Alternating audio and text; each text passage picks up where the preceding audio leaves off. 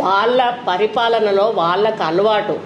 ఆ విధంగా వాళ్ళు కాళేశ్వరంలో పర్సంటేజీలు తీసుకున్నారు, మేడిగడ్డలో పర్సంటేజీలు తీసుకున్నారు, మిషన్ భగీరథలో పర్సంటేజీలు తీసుకున్నారు.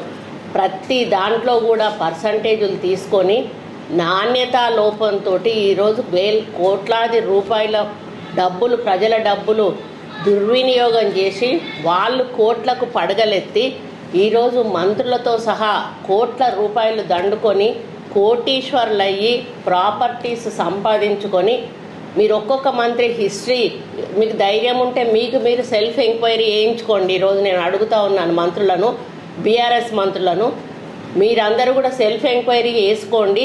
మీరు మంత్రులు కాకముందు మీ ఆస్తులు ఎంత, మంత్రులు అయినాక ఈ 10 సంవత్సరాల్లో మీ ఆస్తులు ఎంతకు పెరిగినాయి అనేది మీ వాస్తవాలు బయటకు తీయాల్సిన అవసరం ఉన్నది. మీరు పర్సంటేజీలు తీసుకున్నారు, మీరు పర్సంటేజీలు లేని పనులు చేయలేదు. మీరు సెలెక్టెడ్ ఫైల్స్ను మాత్రమే మీరు తీసుకొచ్చి మీరు సంతకాలు పెట్టారు.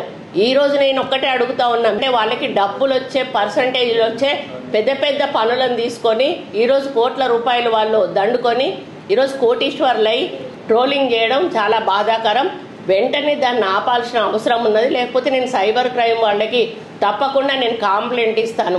ఇది ఎట్లంటే తొండముదిరి ఊసరవెల్లి అయినట్టుగా ఈ టీఆర్ఎస్ ట్రోల్స్ ఏవైతే ఉన్నాయో, టీఆర్ఎస్ పేడ్ బ్యాచ్ ఏదైతే ఉందో, వాళ్ళు మరీ దారుణంగా, కనీసం వాళ్ళు మనుషుల పశువులా కూడా అర్థం కానటువంటి పరిస్థితిలో వాళ్ళు ఉన్నారు. వాళ్ళకు కుటుంబాలు ఉన్నాయి, వాళ్ళకు అక్కా చెల్లెళ్ళు ఉన్నారు, వాళ్ళకు ఫ్యామిలీస్ ఉన్నాయి.